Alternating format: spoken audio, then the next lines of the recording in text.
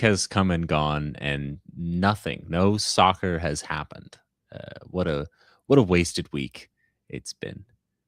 In all seriousness, Orange County, of course, last played last Wednesday. Saturday. See, this is it. Without a match every other day, it seems like I don't know how to really track the passage of time. But worry not, the Orange and Black Soccer Cast arrives just as it always does, and well, we've got a match to look forward to this weekend, so we'll spend plenty of time talking about it. And since we're at the top of the show, there's probably still time for you to get in your car and drive to Monterey. I'll see you there. This is the Orange and Black Soccer Cast.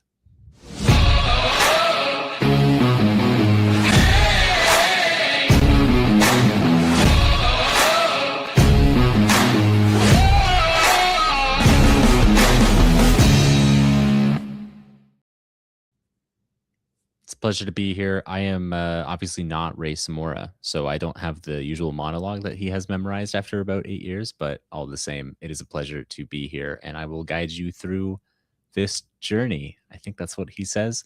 Enough about me. Let's bring on my co-hosts. First up, all the way from Oklahoma, where the winds come sweeping across the plain. I'm out of references. Brad, hello. Welcome to the show. And what'd you get up to this past weekend? For me, I went on a little mini adventure and I found $70 in an outhouse. More on that later. I really, all right. Love that. I'm happy about your Matt. Welcome to the show. I want to make a joke so bad right now. Hold yeah, on. honestly, I have to assume it was intentional, because if we're just not caring about the things that are coming out of our mouth at this point, it is basically Tobias Funke constantly. Matt, I hope you had a wonderful weekend. What did you get up to, my friend? I did. Appreciate Orange County taking the weekend off for the World Cup final. So it was nice of them to do that. So we can catch two great games and not have to worry about any conflicts like we did the week before. So very appreciated. And yeah, doing great. Sad the World Cup's over, but glad it happened, Yes.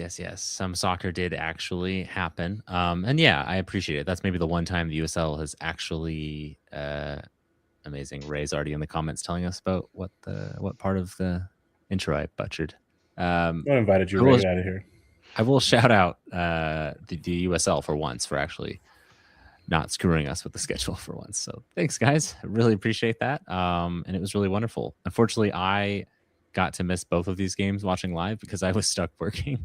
But yeah, what a finish.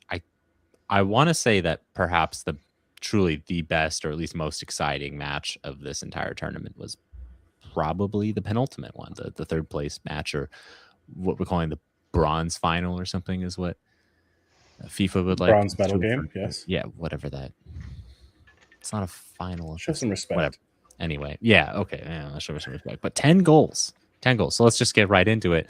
Matt, as the resident, I don't know. I was going to say Englishman, but I don't even know why. I think it's just the Chelsea a little bit love for you. What did you enjoy about that match? And of the 10, which was the best goal? Oh, great question. I feel like I'm going to say something that's dumb because I'm not thinking of one. I don't know. I have to think back through all 10. Just the fact that we got 10. I mean, there's a lot to talk about with that game. I could go on for an hour about that game. It's awesome. It makes me feel like this was like soccer in the 60s or the 70s, which just who cares about defense? Let's just do attack first defense training drills, basically. It was just 3-on-2s, 4-on-3s, back and forth. Like no one cared. There's definitely a discussion to be had on whether the Golden Boot should count on that game. I've definitely seen some discussions on that. I mean, technically it does. Should it though? I don't know. Both of those teams were technically knocked out of the tournament. I'll take this. I'll take this for you, Matt. Both teams felt like it was going into like an all-star, or they didn't want to play as what it was rumored, but it was anything but an all-star game, thinking of like NBA terms. Sure, it was super high scoring, but you could tell in that game, France went to the halftime locker room down 4 goals, and Mbappe said, to the team, "I'm taking this personally." Went out, had his Michael Jordan second half, where he rightfully scored 2 goals, and if this was Messi's last World Cup, Mbappe is ahead of him in World Cup goals all time, which I think is the craziest thing ever. But considering he has 2 more probably. I mean, this In him. Mbappe guy might actually be kind of good. We'll Mhm. put it that He's way. half decent. Half decent, yeah. Do you think, and I actually think the answer to this question might be yes. Do you think he said that in English, Brad? And I'm guessing he did, because Michael Elise really cannot speak French at all. It is horrifying to watch. It is essentially the level at which I could speak French. I said in Spanish. In his, honestly, sometimes it feels like the level that I can speak English, to be honest. But in his defense, he's really good at kicking a ball. So I probably wouldn't care about what language I was speaking either. Moving on real quick, I know we have actual Orange County soccer to go over, but in the final game, kudos to Spain for playing literally the most sound defensive game or tournament I think I've ever seen at the World Cup. What was the stat? It was they allowed one team to score on them all World Cup, and I think that team was Cote d'Ivoire, or not Cote d'Ivoire. Or no, the opposite. They were Cape held Verde, to a clean sheet once by Cape Verde. Yeah. Which is an But absolute. they conceded 1 goal in the whole tournament, which is wild. So anything is possible. I will say that I'm glad at least the 3rd place match, or whatever FIFA wants us to call it, was that. That was a spectacle. That was wonderful. That's what the final should have been. And then Argentina decided to go be football terrorists for the final and do absolutely nothing, which was probably predictable to anybody that's watched how Spain has played this tournament. Because if you saw how the semifinals went, you would just go, Spain's going to pass the ball around the entire time. Argentina's going to try and hack them down. And this one probably ends up 1-0. And if you'd bet on a red card, you probably didn't win that much money, because it always felt really, really obvious. Argentina. I said this. Oh, go ahead, sorry. Brad. Argentina saved all their fight for the post-game antics.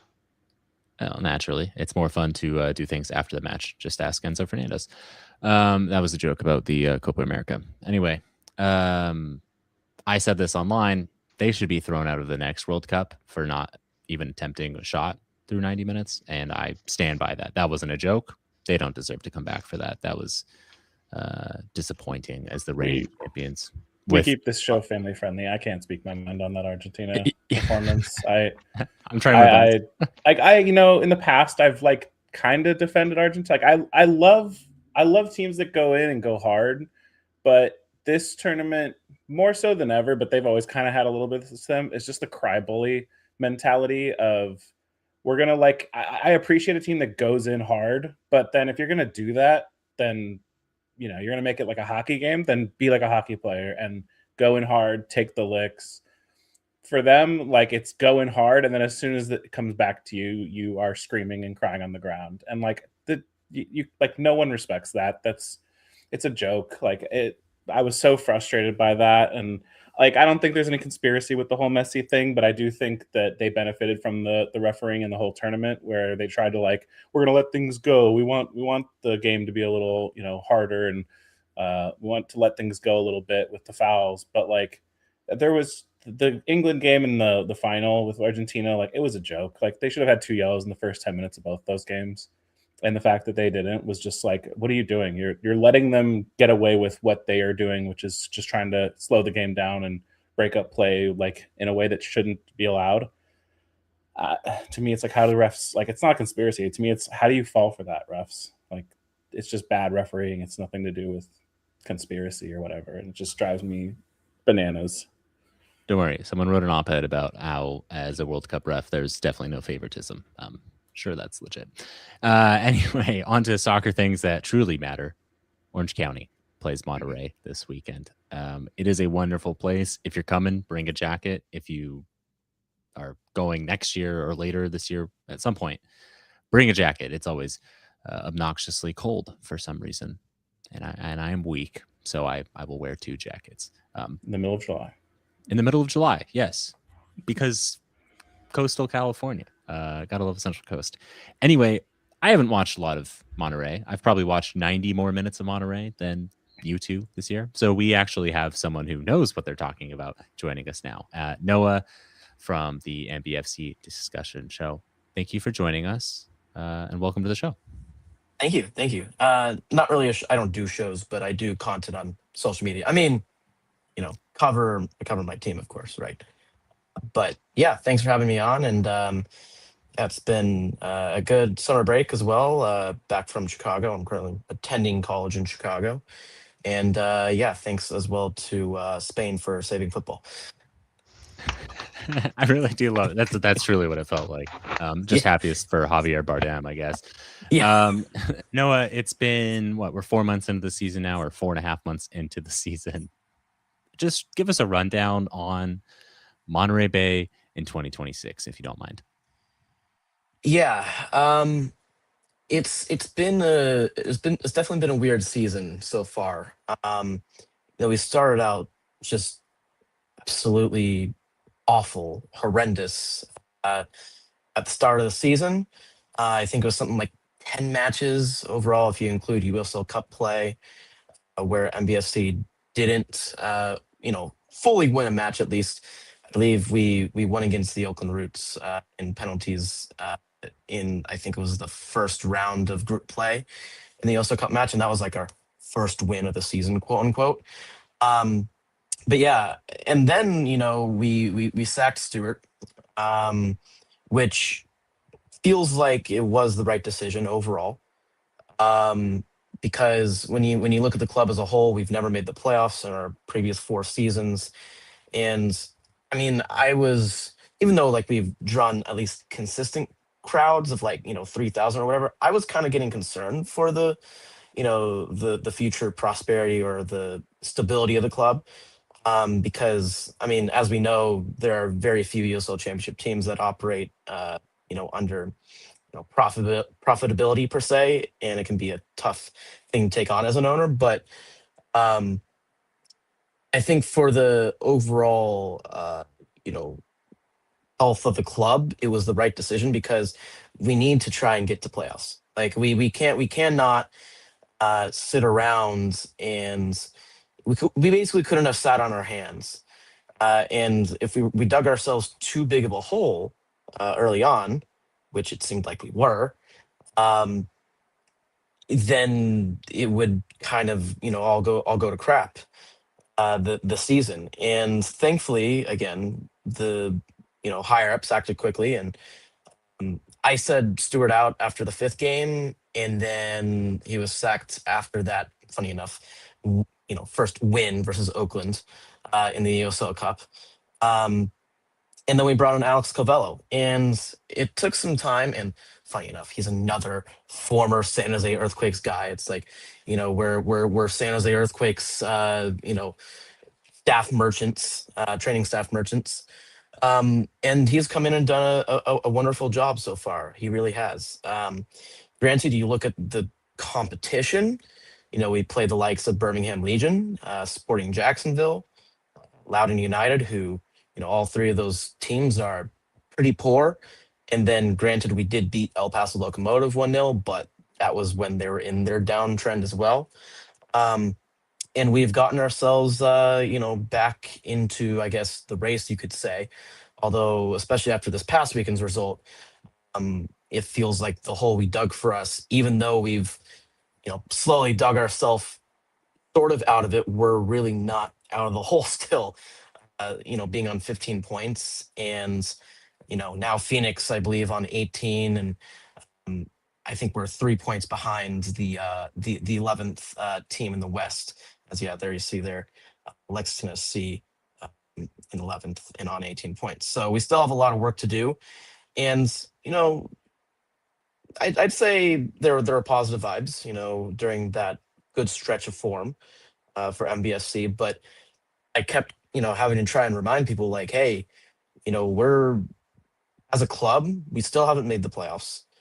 Um, and relatively speaking, we still have a lot to work. We still have a lot to work for or work towards, because this season is not over by any means, and especially when you look at our run in for the second half of the season, starting with Phoenix, it only gets tougher from there. So overall, the season has been pretty shambolic for the most part, but we have relatively picked it up as of late, thankfully. Gotcha. Noah, earlier today, I believe your club described this as the most important match of the year, Oh, did they? or of the season. I didn't.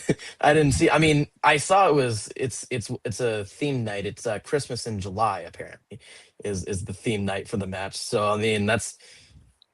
I mean, if they want to bill that as the most important match of the season, given the theme night, then yeah. I mean, But in the grand it's scheme at of least things, the 25th. yeah. For Orange County, for things to have gone well, and I do hope we get to hear the inverse, or explain the inverse. 15 minutes into this match, how are things going to be going well for Orange County? What is going wrong for Monterey? What does that look like? Yeah, I'd say we could concede an early goal. As of late, in the past like two or so matches, this includes USL Cup. Um, Granted, I guess most of the goals that have been scored, the 6 goals that have been scored the last two matches, have been late on. But slowly but surely, teams are starting to kind of figure us out a little bit, starting to adjust more to what Cavello wants to do, and ultimately, we've been getting exposed later in matches, and I think it's a trend that is going to continue to the point where you're going to see MBFC get exposed earlier in the match. But relatively speaking, in terms of Cavello's playing style, he wants to play possessive and he wants to press up high. So I think if Orange County are able to break that press of MBFC and kind of play how MBFC want to play, which is again with the ball and possessive, then certainly we could see an early goal in the first 15 minutes. Awesome. I believe Brad, you had a question here, yeah? At a couple first, coming from someone with a Reno 1868 background, I can definitely appreciate the San Jose junior squad allegations. We had Ian Russell back in the day, and just were a feeder team at times for San Jose. But my question is, for Orange County, we kind of know ourselves as a little bit of a sit back, pass the ball around, look to counter on opportune moments, but really building out through our midfield. Uh, Knowing that in mind, how do you think Monterey Bay's defense and really structure will allow them to play into that?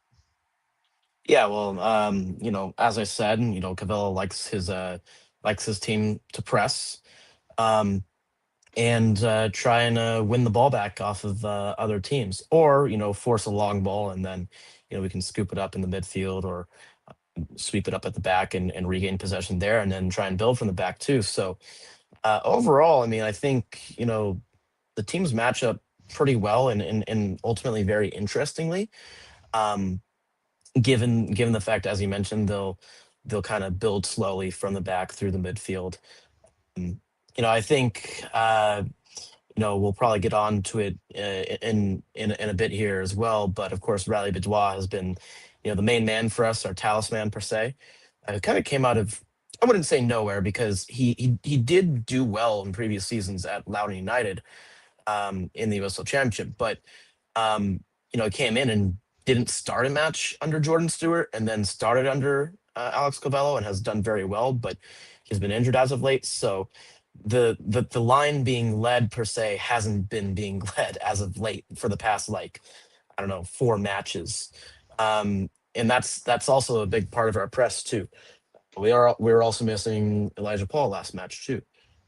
So those are 2 big parts of our press that we're not available. But yeah, that pressure from MBSC is really going to be a key, I think, in trying to prevent at least Orange County from playing out of the back, at least in the first half, because as we know, like you could have a really good press for 45 minutes, but then it slowly drops off. It's not possible to sustain that press through the entire match. All right, and I got one more for you. Uh, you guys are currently sitting 16 games into the season, so one game over the half in the regular season for the USL Championship. Ignoring the USL Cup, give yourselves a letter grade for how the season's going. You said it's been a little bit of back and forth. There was a string of good success, but also, you guys are sitting in last in the West. So just a little bit of a grade analysis for the team. Yeah, um, I really can't give it anything more than a D plus. Um, at the end of the day, we are sitting bottom of the West. The only reason I'm giving it a D plus and kind of like, giving a little credit is again for what Covello has done. Like he has, relatively speaking, you know, gotten us into a position where you're like, well, maybe there's a chance. Um, but at the same time, we started off so poorly, and sure, like there's been stuff to cheer about and be happy about in the past 8 or 9 matches, let's say. Uh, for the first 8 matches of the season, just yeah, it it was not fun. Yeah, just win 14 games in a row like the Boston Red Sox. You know, crazy. You can win 14 games in a row in sports. But All right. Thank you so much for answering my questions. I'm going to go ahead and pass things off to Matt, who has a couple. Yeah, you've talked a little bit about the coaching and mentioned a couple players there in that last answer. Who's some players that you think would be difference makers that could potentially either unlock our defense or be a difference maker in the game coming up Saturday? yeah, so there's one in particular that we just recently signed. Funny enough, again with connections to Alice Covello, from a previous background earlier in his playing career, and that's Fidel Barajas. Um, I was kind of shocked that we were able to get him. Granted, it's on a loan, and something as well that I don't know if you've noticed is we have a lot of loan players. Omar Glasgow has played a pivotal role for us. Another player to watch for sure, who's been playing kind of a left back role, jumps up into the attack a lot, very quick. Yeah, exactly the Oliver Weiss effect, as Dylan put in the chat. Um, you know, he's been really good, but he's a lone player. Um, but with Fidel Barajas Jr., of course, he had a great season with Charleston. Signed with Charleston got transferred to Charleston from Sacramento Republic for I believe like $850,000, a USL Championship record fee for a teenager. And then, of course, got sold to Real Salt Lake for like 400,000 or 500,000 or something like that, and then got loaned out immediately to Club America, and then got sent back, got loaned out to Atletico San Luis. Um, and it just really hasn't panned out for him since moving on from the USL Championship. But he's a quality player. I mean, if you remember seeing any highlights of him with Charleston Battery, he could finish bottom corner. He could really cut inside the left foot, deliver ball to the box. And I think he is someone that, without Riley Bedois in his injury that has popped up, MBSC have lacked some creativity at times and that finishing touch in the final third. And certainly I think Fidel Barajas can provide that. Another player to watch for, he loves a goal against Orange County, of course, as we know from last season, and that is Elijah Paul. I don't know if he's going to be playing the match because he did not play last match either, and actually didn't play the previous match in the USL Cup against Las Vegas, although it was a meaningless match because both us and Las Vegas were eliminated. Of course, scored 2 goals and got an assist in Orange County last season.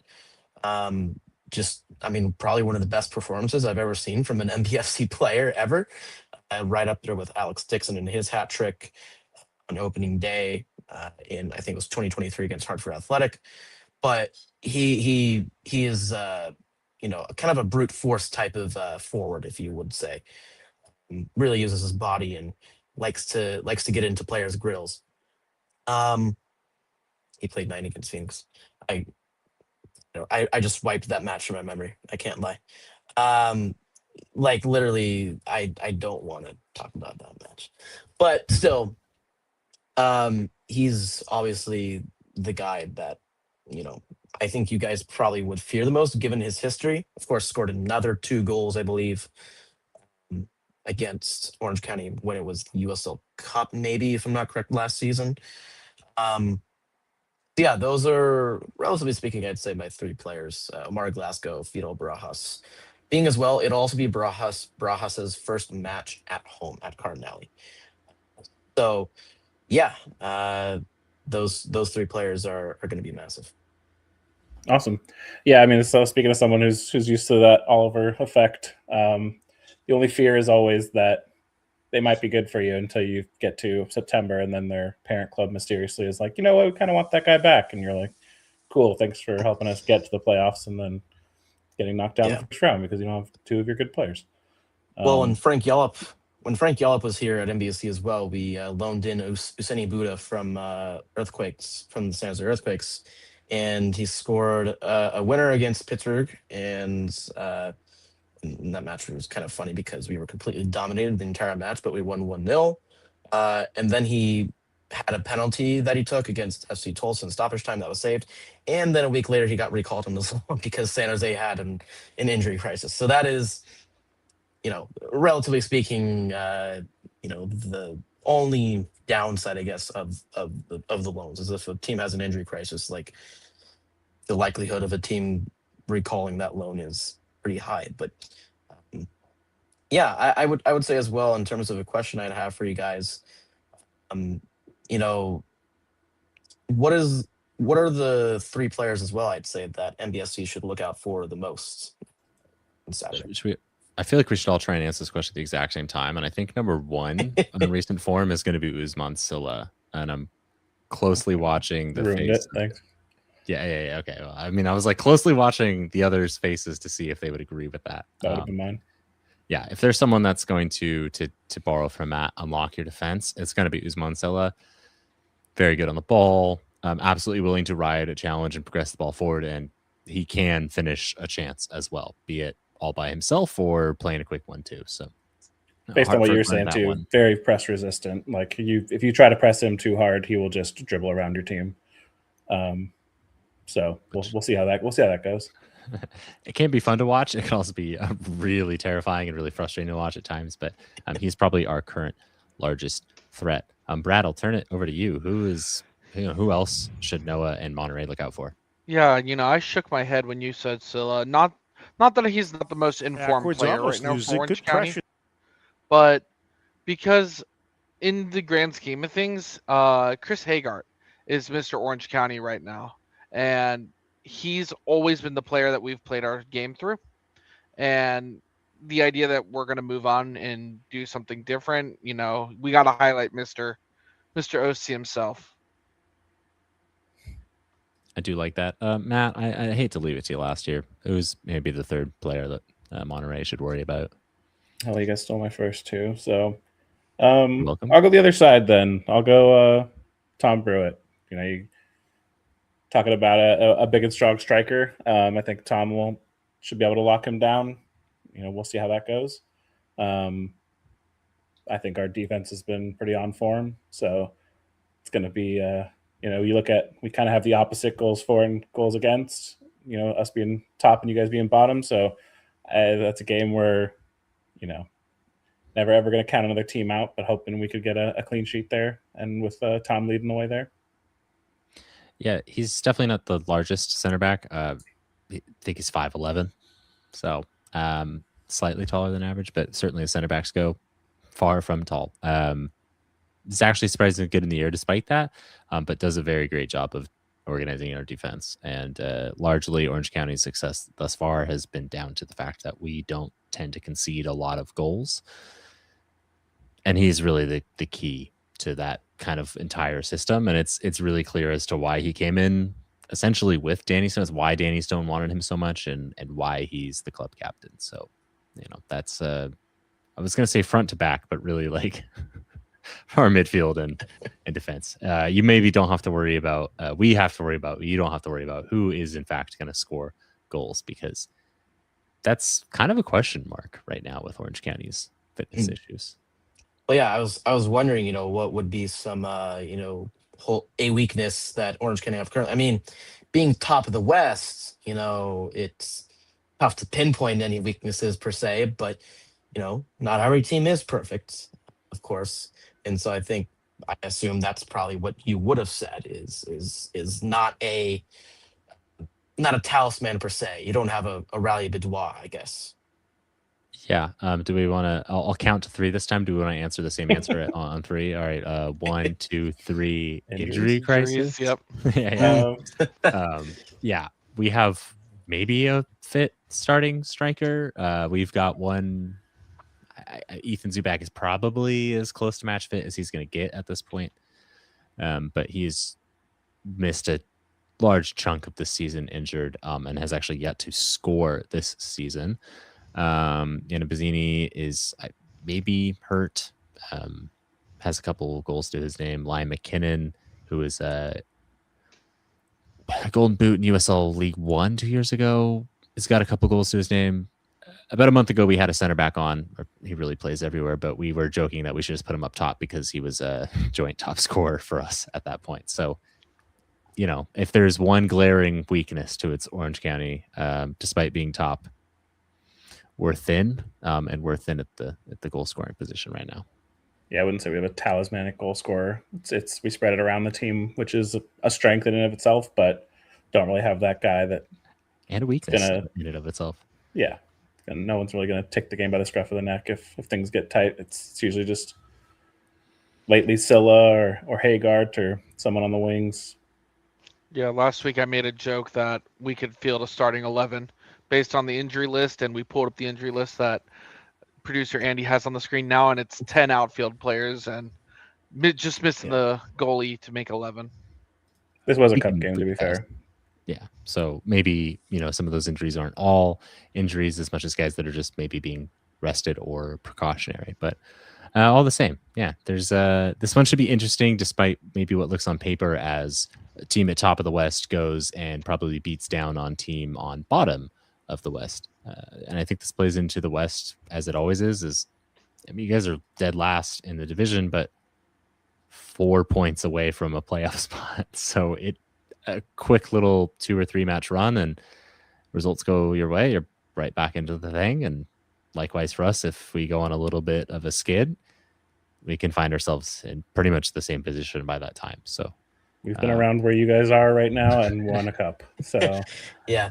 Well, I mean, and then we're right back in July. Yeah, I will also say I pertain it for a long time in talking to some of our fellow fans, fellow MBFC fans. I'm like, there's going to be a time in which Cavello is going to get again sort of found out, and teams are going to adjust. The thing with MBFC in the past is it feels like we just then haven't adjusted or have had the players to adjust. Relatively speaking, the tactics as well that we're playing, it feels more fluid. It does feel more fluid. So I'm hoping that this time around, those ideas don't really run dry like they have in the past for MBFC. And I mean, I think what better chance as well than to showcase that evolution per se as a club. And I also think it's a change in mentality as well. Got it. I think to our point as well about Oliver Weiss and him coming in as a former OC guy and what he accomplished at OC. I've talked a lot with Ollie this season when I've gotten the chance, at least because I've been in Chicago, obviously, and don't have his number or anything like that. But after matches, I saw him in Las Vegas when I went there. I've seen him multiple times since I've been back here at the matches, and he just has a really good mentality, and literally there has not been a conversation in which he has not mentioned winning, like the word winning. So, yeah, I think ultimately that's going to be something that will be key for us down the stretch here as well, and keeping up the ideas, keep the ideas flowing in the attack, because scoring goals is, especially in the USL Championship, has been a ton of a gun for us in the past and towards the end of the season. It's that fog, that fog rolls in. No one can see the goal. Yeah, the fog Yeah, rolls. I will say as well, you guys mentioned about the cold weather. Supposed to be like 68 on Saturdays, so it actually was It's freezing. Granted, cold for us. I live more inland than from Marina / Seaside. Technically, Seaside is where the stadium is, but it's very close to Marina too. It was like 81 here in Prunedale today. It was warm, really warm. So not as warm as down there, Yeah, but it was still 98 warm. today for me, so I feel you, Yeah. man. I mean, I'll take it over Chicago. Humidity, whatever, all day long. On Oliver, really quick, I was going to ask this as one of my questions, but we were feared for him. I mean, we've had our issues with him in the past. Some of us a little bit here and there, but I love the let's not man. name names. I'll always, I'm not going to name names. I didn't name names, but I do love the man, and we were fearing for him when you guys were real down bad there in the first couple months. How has it changed at all a little bit, or how's the vibe with him been? Any calls for his head? No, I mean, on your guys' side, or is it?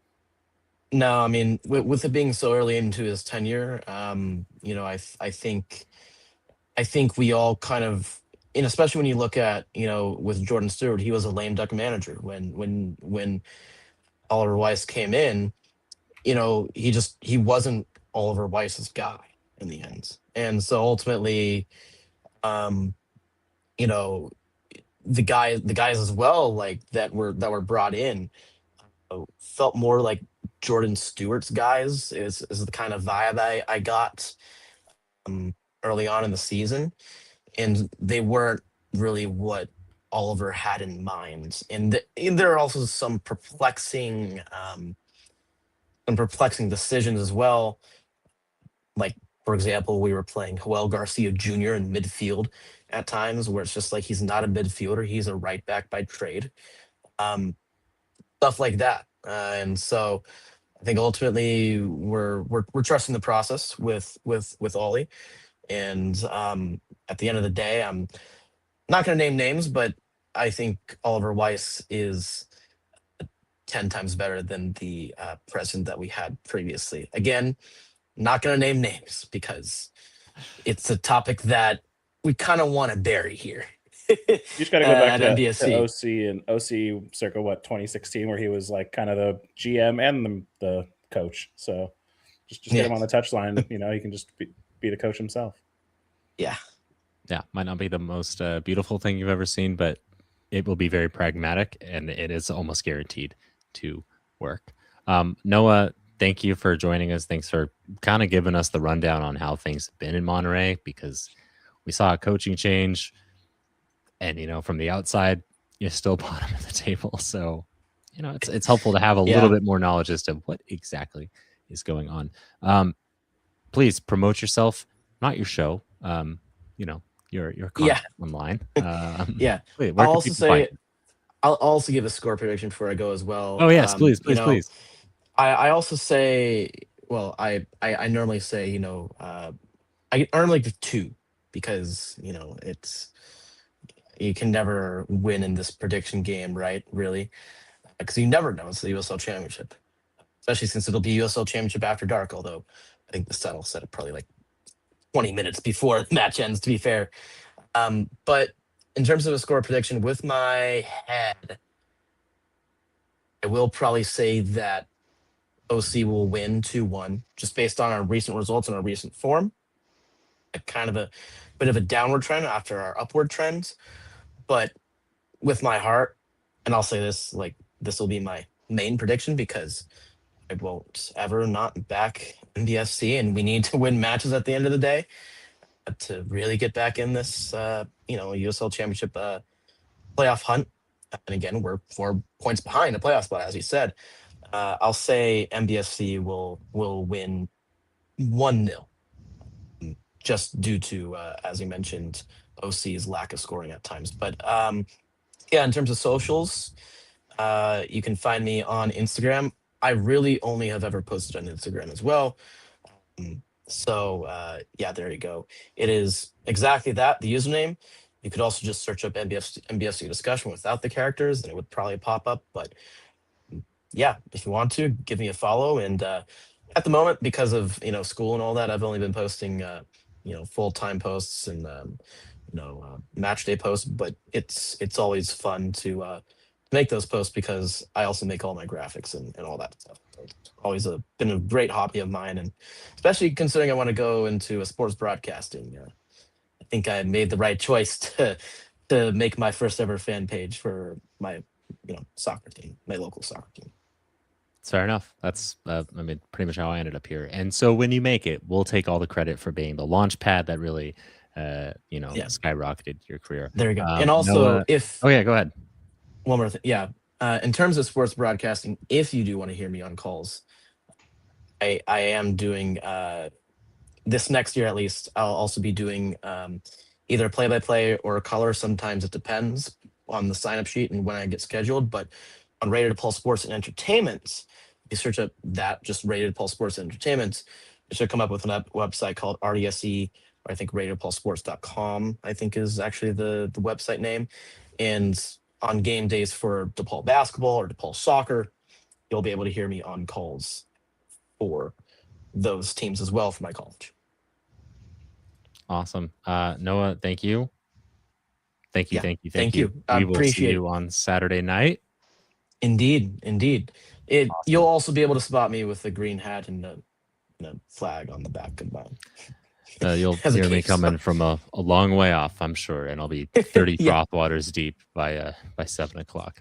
Noah Telford of the MBFC Discussion, not a show, just a discussion, just some internet content, everybody. So yeah, don't listen to me, listen to Noah.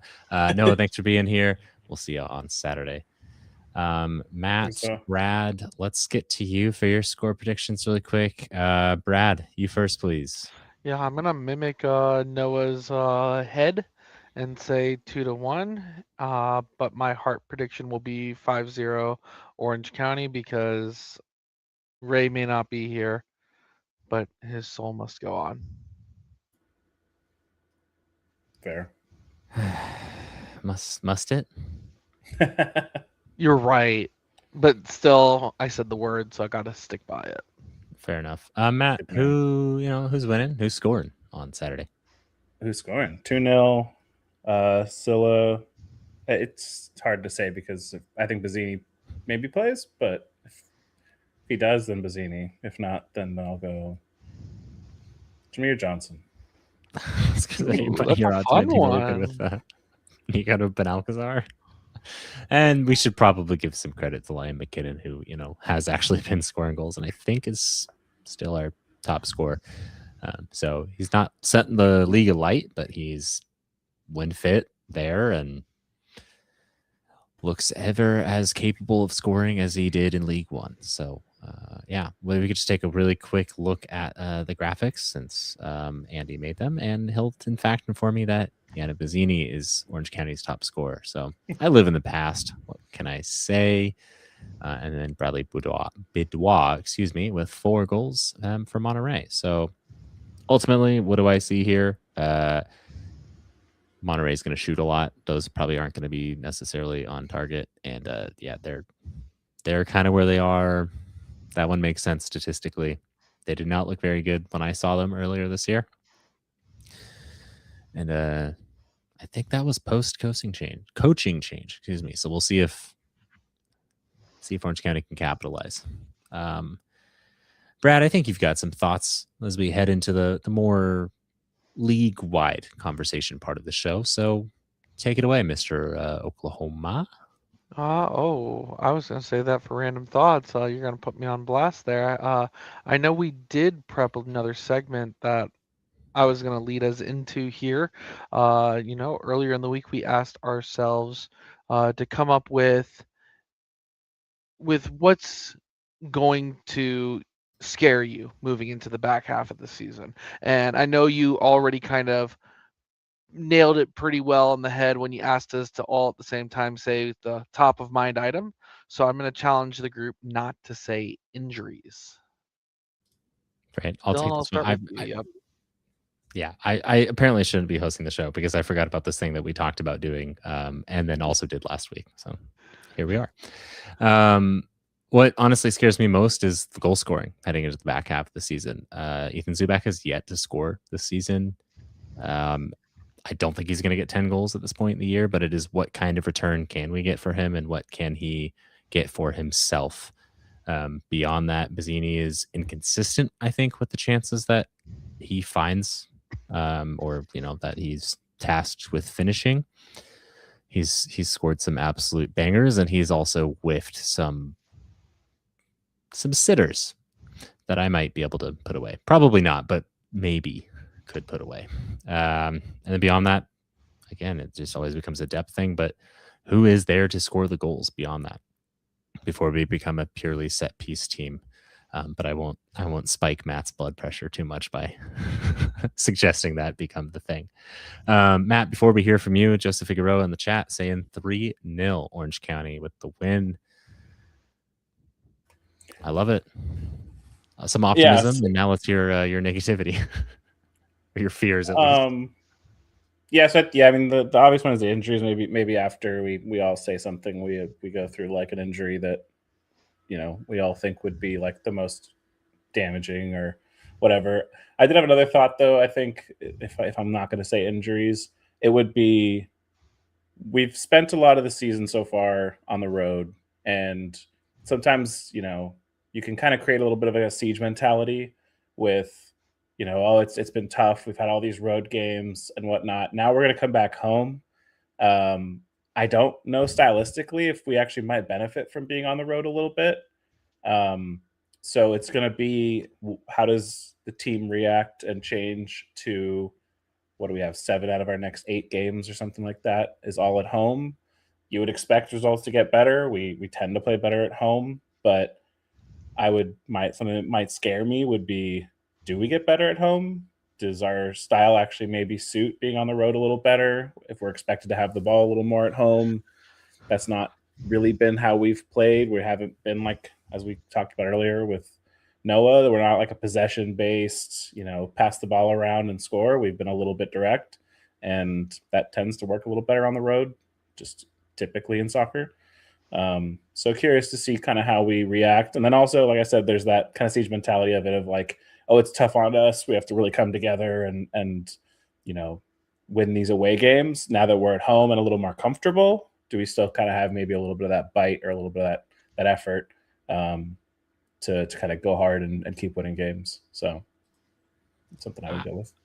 Yeah, I like it. I don't necessarily think it's all doom and gloom. And we've heard, and I don't think it's just lip service from the players and from the coaching staff and from the manager that the crowd makes a difference, and that Orange County is relatively a difficult place to play. And we don't have any sort of elevation. We don't have, I can't even help myself.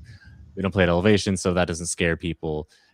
We don't play where it's egregiously hot, where people should not be living, let alone trying to play professional sports. There's nothing super, we don't play on a baseball field, so we don't have anything super weird going for us, but we do have a, especially when you compare it to 10 years ago, boisterous, lively, wonderful U.S. men's national team quality pitch. Yeah. Hey, how about that? And let's be honest, they haven't been using it for a hot minute. Heyo. Sorry, Matt. I just watched your smile die as I said that, but they've already done training there before they got knocked out, so it's technically the truth. In all seriousness, we have a wonderful atmosphere at these matches. That's down to the listeners. That's down to the casuals that don't know the show exists but probably should. It's all you, Don. Yeah. That's definitely it. So I mean, that gives me a little bit of optimism, maybe to counter your worry there. But Brad, you posed the question. You brought me back on topic. What worries you Yeah, so I was prepping for this question this week, and one of the things that has always been in the front of my mind this season is Orange County is known for conceding late in games and taking, defeat or draw from the jaws of victory. And doing my research, it's been a hot minute since we've had a moment like that. Since mid-May was our last goal that we allowed past, other than our most recent matchup versus Hartford. But when you do take that game and then look, I think it's no, not even May 16th. It's May 2nd versus Sacramento, the last real end game, breakdown that we've had. And Dylan, I see your face and know the pain that you feel. Uh, but Your turn. Orange County has, oh, sorry, Colorado Springs the week after we had a collapse. And it's good not collapsing late in games. Obviously, Hartford aside, it's been a great streak, but that's always been in the front of my mind is just that mental fortitude. And you don't win championships like we did in 2021 with a weak mental. So just hoping that the team stays conditioned. We're not going to be leaving town for the next couple months at this point. Our next game outside of California is mid-September. So taking advantage of being at home, being close to home over the next couple months is going to be huge. Keep that mental up, you know, continue being the top team in the West and maybe make another run at a title. Maybe. It feels crazy. We are probably 4 months almost to the day away. I haven't actually looked up when the final is, but it's usually Thanksgiving weekend, and I think Thanksgiving is about 4 months from this week. And Yes, Brad. I just want to highlight McCheeky said pretty much exactly what I said, but better. So if you can go ahead and, if we keep our mental and we don't slip, the team's going to be making a run in the playoffs. But lose a couple results because you allow a couple late game collapses and boom, there's some concern. You start slipping and you have a team that's had a pretty good season slip in the playoffs. Yeah. Conceding goals late, then kind of dropping points and dropping positions late.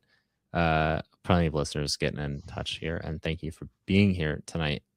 It probably all boils down to Matt's fear. Are we suited better to playing on the road than we are at home? And does the style definitively work over a full season? We'll find out. I think it does. I think it'll be really, really good come playoff time. But well, we got about 14 matches before we're set in stone there. So we'll see what's to come. All right, that might be enough. Maybe might be enough soccer talk. I think we'll put it that way, or at least Orange County soccer talk. Brad, go ahead, my friend. All right. So right before we go into random thoughts, and I reveal the story behind my porta potty or really outhouse story at the top of the show, uh, producer Andy, can you bring up that little image that I had? So this week, we like talking about crests and explainers, and this week in USL News, but Oklahoma City, my new abode or where I live now, announced their crest design, and I wanted to take a moment and just kind of, commend but also condemn some choices that were made here. First of all, the colors are, according to their graphic designer, to represent, the sunset in Oklahoma. Uh, Being out here, actually, sunset's pretty good. These colors are pretty good. The 37, I think it is, or 39 pointed sun that is surrounding the OKC in the middle represents the tribes of Oklahoma.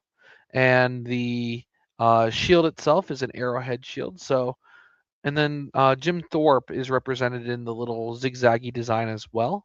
So I'm going to give a lot of commending to the team for really incorporating the native tribes of Oklahoma and just that into the design of the crest. But then I got to turn around and condemn for at the bottom. What does it say? It says OKC United. It's just a little bit more of the continuation of American soccer trying to be European soccer when I think branding matters so much in American soccer.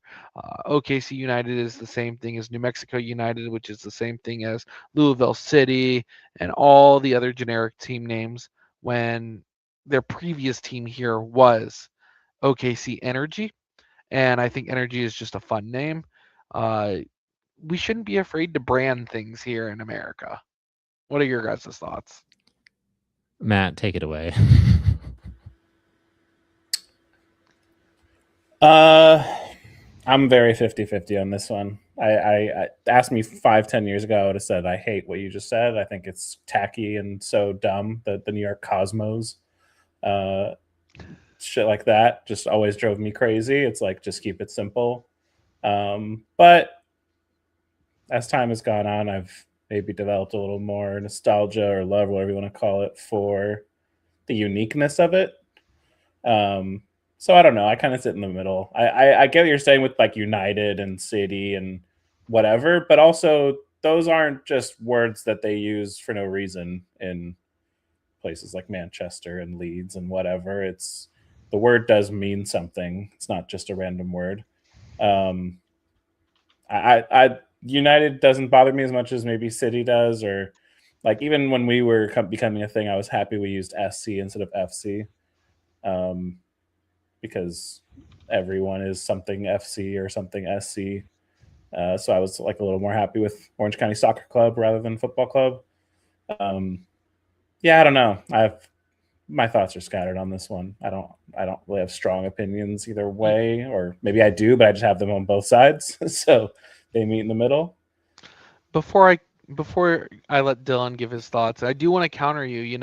Yes, Leicester City, Manchester City, the Uniteds of the UK, but they all have nicknames. The Gunners, the Cherries, the Bees. Branding matters, and in America, it matters that it's in the name. When in England and the soccer Yeah, teams but in the those are Premier League, based on, yes, okay, you're right, but those are also based on like energy, right? Okay, so that's why I kind of again, I'm 50-50 because okay, New York Cosmopolitans, it kind of made sense. Cosmopolitan City. Is OKC known for its energy? I mean, yeah, it's the Lightning, or the Lightning, it's the Thunder. The Okay. Lightning was one of the final names, I believe, that people were talking about. Yeah, because like a lot of those that you mentioned are fan made first. So like the Gunners is an interesting story because they started in like a factory or something like that, or like it was like a guns cannon factory. Chelsea doesn't really have one, I guess, at the kind of the Lions, but doesn't really have their own. Tottenham Hotspurs. Yeah, I mean some of them, like you said, but it's not like a part of the name. It's that's more fan done, or that the team kind of takes over for branding. It's like the LA Galaxy, right? Get the out of here. Like, what does that even mean? Why? What? Like that? Those names to me are tacky and silly. Whereas, like you said, if there's a reason behind it or something with like historical, or then I can get behind it a lot more. All right, Dylan, quick thoughts. Earthquakes. Yeah. I like, you guys both happen to mention it, and I mean, you mentioned Manchester City. Their nickname's literally the Citizens, and it's misspelled no less to really force the like pun. So by far the most egregious example of this, but I do like in the producer Andy and I have talked about this multiple times, but the homogenization of culture and society, where every single thing that you're seeing from a branding standpoint is now flat, relatively monochromatic, or has kind of two colors to it. There's not a lot of depth in design anymore. It's very vague, and that's a shame. This is almost going away from it. I mean, yeah, I'm so excited to watch another team wear dark blue as their primary color. And guess what? They'll wear white or cream as their away shirt because it's going to be too hard to get pink, red, whatever that is supposed to be. I mean, it should be red, given literally the basis of the word Oklahoma. But whatever. It's okay. It doesn't really matter. I'm just glad that Oklahoma is getting a team again, and I cannot wait for Orange County to go there and sit through a handful of lightning storms, and we just have a match get delayed and delayed and delayed, and hopefully we're all in a bar watching together. Producer Andy. Yeah, I just wanted to clarify that the team colors are officially, are you ready? Midnight blue, pink sunset, and ivory cloud. Ivory cloud, guys. Great. I just would love to point out that Oklahoma, from the Choctaw, Okla meaning people and Huma meaning red. If you think So- those are bad, go look at your average paint store and go read those colors. They're fun. Yeah, honestly, fair enough. The one on my wall right now, not the one that you can see, but the one that it's going to be agreeable gray. Yeah, spot on. I was like, you know what? Perfect. That's agreeable. I'll throw that on the wall. Okay, we've certainly gone off. All right, Brad, can you just? What are you doing? Why are you getting paid in outhouses, man? What's going on? Yeah. I hope so, you didn't earn that money. I'll make the Yeah, joke. resolve it, random please. thoughts. So, yeah. I'm gonna keep it as simple as possible. I walked into it. There was a Instagram person who put money in a random spot every week, and this week they just so happened to be literally where I was. They put the money down, posted the story. 2 minutes later, I walked in, I see the cash, and I'm like, what the? And I didn't even know they put the cash there. I look up my phone, I look up cash drop OKC because why is there a wad of money in the porta potty or in the outhouse? And lo and behold, they had put the money there literally 2 minutes prior. I walk out and I'm super confused. See the person filming underneath the stairwell, and I'm like, oh, that makes so much sense. And today they posted the little summary of me walking in, seeing it, and then all these little people, and then there's two kids that like ran up, and everyone being sad and dejected that they didn't get the money. So I stole from children in an outhouse. I just pulled this up on Instagram, and it is, let's see, 3 minutes and 45 seconds after the cash is placed. You can watch Brad walk in, and Brad, my friend, you look confused. Yes, I walked in, I saw the cash, I pull out my phone, I look up OKC cash drop, I turn around, I walk out, and she's standing right there, and I'm like, oh, okay. Maybe this happens everywhere and I just don't know, but that's like the most Midwest sounding shit I've ever heard. Oh, hey, bud, we're just good neighbors, all right? I just thought I'd leave him some money, and maybe we can go get a couple beers after. I don't know why Oklahomans suddenly are from Minnesota, but you're a little north there, bud. The only reason I even knew to look it up like that is because I knew Vegas had the same thing. Influencer dropping some money off and bringing attention to businesses. This was a tiny little town 20 minutes outside of Oklahoma City. But enough of that. Here we are. Where do I finally stand on this? I don't know. I love a good Jim Thorpe reference. Brad, Matt, thank you for being here for our guest tonight. It's really wonderful. Thanks to Noah Telford from the MBFC Discussion Instagram page. Thanks to you, producer Andy, and for those who were here live. Wonderful. Thanks for participating. For those listening in the great beyond, thanks for being here. This has been the Orange and Black SoccerCast, and we are out.